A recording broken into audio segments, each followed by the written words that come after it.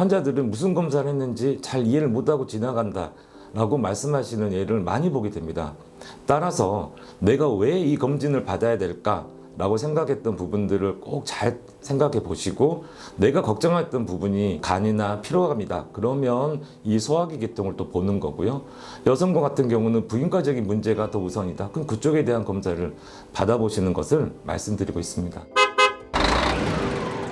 검사비나 시간 때문에 검진을 미루는 분들께 현실적인 조언 한마디 해주신다면?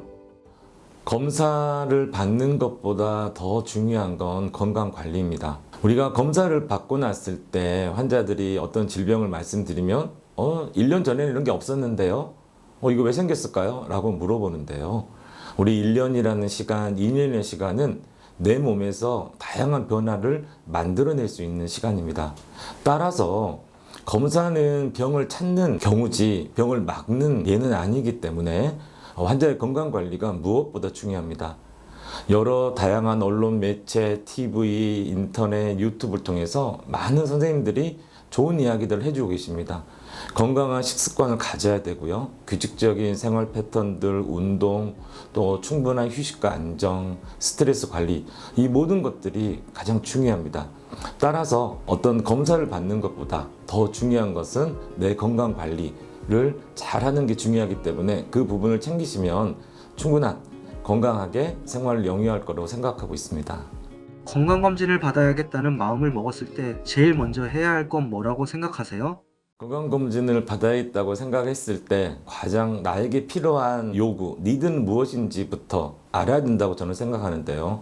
환자들이 무턱대고 몸 전체를 다 검사해 주세요 라고 이야기를 하는데, 이건 비용적인 것도 많이 들어가고 검사도 많이 해야 되고, 또 정작 많은 검사를 했을 때 환자들은 무슨 검사를 했는지 잘 이해를 못하고 지나간다 라고 말씀하시는 예를 많이 보게 됩니다.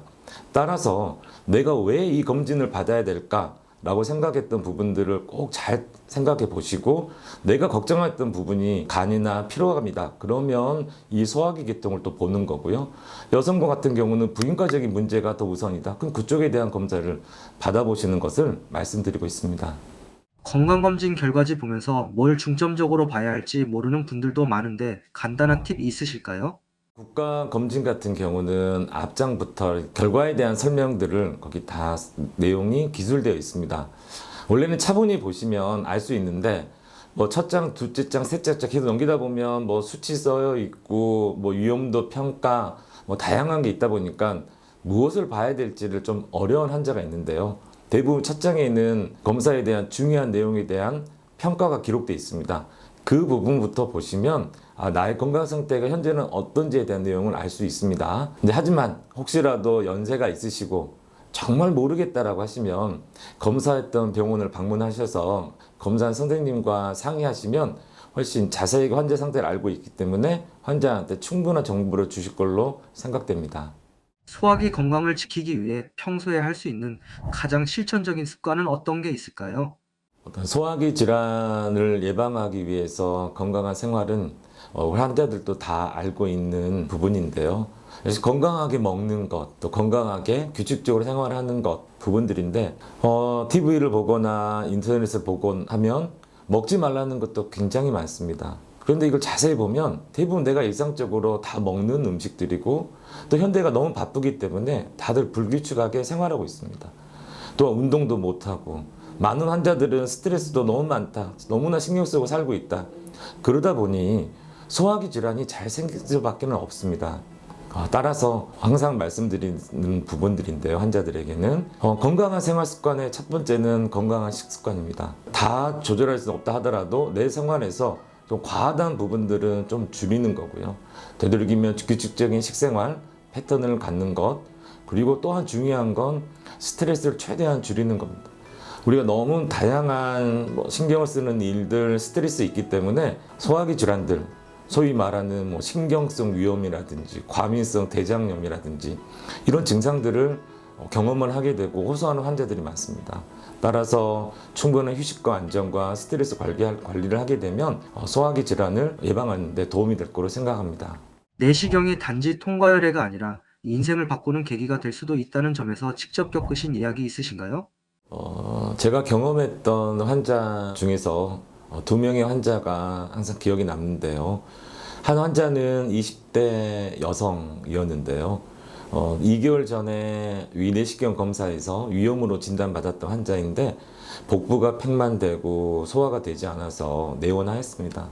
이 환자를 다시 내시경을 했을 때는 이미 위는 이제 말기 위암으로 진행된 상태였고요. 20대 여성이고 또 2개월 전에 내시경 검사를 했는데 이번에 검사에서는 위암 말기로 진단을 받았을 때 환자도 그렇고 가족들도 그렇고 이걸 쉽게 받아들이지 못하는 걸 경험한 적이 있습니다. 가끔 젊은 환자에서는 이런 타입의 위암이 있습니다. 그래서 이런 경우 과연 내시경을 얼마나 자주 해야 될까? 어떤 방법들이 이런 환자를 놓치지 않고 보는 것인가 라고 고민한 그런 환자가 있어서 이 예는 지금까지도 항상 환자를 봤을 때 항상 어려운 점으로서 기억하고 있는 환자고요. 또 한 환자는 내시경 검사를 했을 때 용종 같은 혹이 있었는데 이 용종을 제거하자고 말씀을 드렸더니 이 어르신은 이런저런 이유로 뭐 부활절 지나야 된다 종교적인 이유로 미루시다가 뭐 다 끝내시고 몇 개월 만에 내시경을 받으셨고 그 용종을 내시경 시술로 제거했는데요. 결론적으로는 조기 위암으로 나오는 환자였습니다.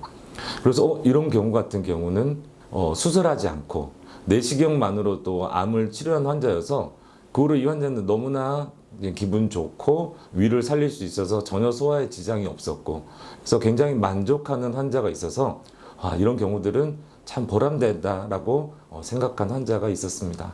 끝으로 검사 앞두고 걱정 많으신 분들에게 꼭 전하고 싶은 말씀이 있으실까요? 우리나라는 국감 사업에서도 내시경 검사를 전 국민 대상으로 하고 있습니다. 그건 숙련된 선생님들이 있기 때문인데요. 따라서 절대 걱정하지 마시고 가까운 병원에 방문하셔서 충분히 상담하시고 검사 받으시고 하면 안전하게 검사를 받으시고 진행할 수가 있습니다. 따라서 걱정만 하지 마시고 먼저 방문하셔서 상담을 해보시는 것들을 권고해 드립니다.